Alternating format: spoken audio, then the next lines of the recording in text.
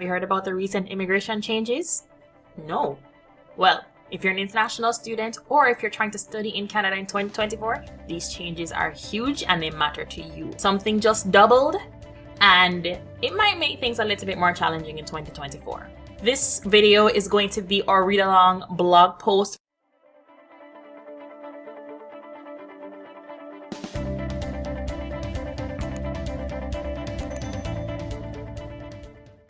And the title is Immigration Changes Again? So just like that, in the blink of an eye, within just a few weeks, the required proof of funds for prospective students aiming to study in Canada is set to double. That's right. Not just an increase, it will actually double. The $10,000 proof of funds per year of study, a requirement for student visa applicants in Canada, was established back in the early 2000s.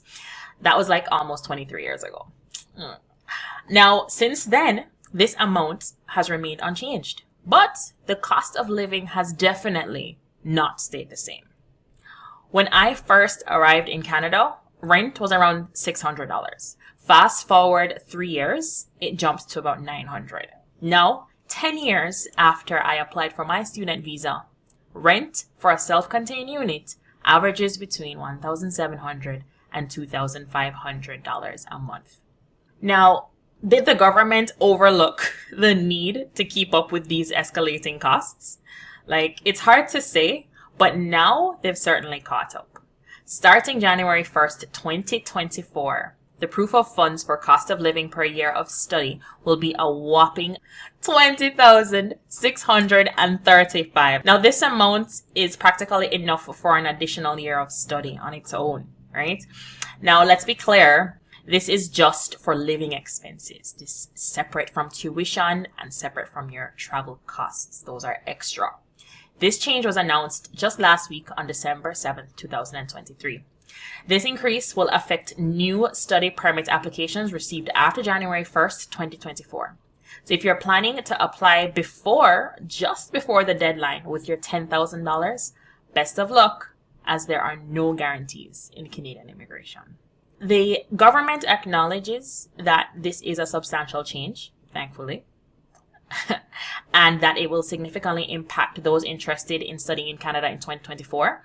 And in their statement, they noted that next year, in collaboration with partners, we intend to implement targeted pilots that will test new ideas aimed at helping unrepresented groups of international students pursue their studies in Canada. I don't know what that means, but it sounds like they're trying to do something, right? A pilot program sounds good. It's not that they don't care about international students, I don't think, or that they don't want them in Canada. In fact, the changes are more likely to be beneficial in the long run, but a gradual increase over the years might have been a softer approach than doubling it all at once. As the saying goes, the best time to plant a tree was 10 years ago. The next best time is now. So, there it is, $20,000. Now, the Immigration Minister, Mark Miller, said, international students bring immense cultural, social, and economic benefits to their communities, yet they face challenges adapting to life in Canada. We are revising the cost of living threshold to ensure international students understand the true cost of living here. This is crucial for their studies. Additionally, we're exploring options to help students secure adequate housing. These overdue changes will protect international students from financial vulnerability and exploitation. Honorable Mark Miller, Minister of Immigration, Refugee and Citizenship, IRCC. But that's not all that changed. Students can continue to work for over the 20-hour limit until April 2024. Now, these extensions initially were set to expire at the end of this year, December 31st, but it will extend and it applies to students already in Canada or those who applied for their study permit as of December 7th, 2023. Now, the third thing that changed is that the policy allowing international students to study online for less than 50% of their program that was implemented during COVID will continue until September 1st, 2024, after this date, this measure will no longer apply. So online studies don't count towards studying in Canada anymore after this date.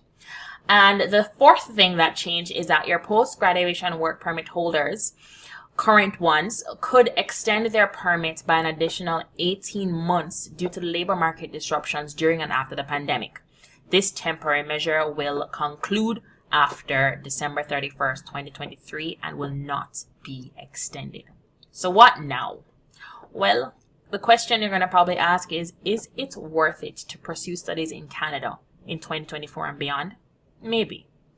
It depends on your financial situation, stage in life, and long-term objectives. If you're already educated to a post-secondary level, have some work experience, and you have 20,000 Canadian dollars available, consider programs that will facilitate moving to Canada for a job, such as the Atlantic Immigration Program, the Rural and Northern Program, the Francophone Immigration Program, the Provincial Nominee Program, and other job-specific initiatives. 20,000 Canadian dollars could help you to secure the necessary support to find a job, like hiring an immigration coach, like me, move to Canada, and settle in your new home, leaving a substantial amount for other expenses. So consider that. Now, without any work experience, you might either meet the new proof of funds requirement, just bite the bullet, or work in your home country for a year or two to gain experience needed for these programs mentioned above. Remember, although you need to prove access to this money, you don't necessarily have to spend it all. However, depending on your rent as a student, it is easy to go through this amount in just a year. So plan your finances wisely.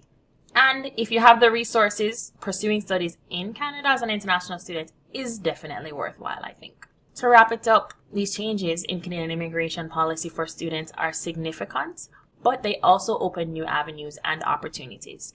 It's essential to evaluate your personal situation, goals, and resources to make the best decision for your future. If you're feeling overwhelmed or uncertain about the next steps, don't hesitate to reach out, book a coaching call with me, or consult with my immigration expert. Together, we can navigate these changes and help you achieve your dreams of studying in Canada or moving to Canada. Let's turn this challenge into an exciting new chapter in your journey. And that is your November-December blog post for today, Wednesday, your cost of living series video. That's a wrap. For more helpful videos like this, please remember to subscribe. Hit the like button if this was helpful to you. Always remember, reach out, book your coaching call, book and get 5% off your immigration consultation, and let us help you to figure out what it is that you need to get to Canada if that is on your list of things to do. I will see you in the next video.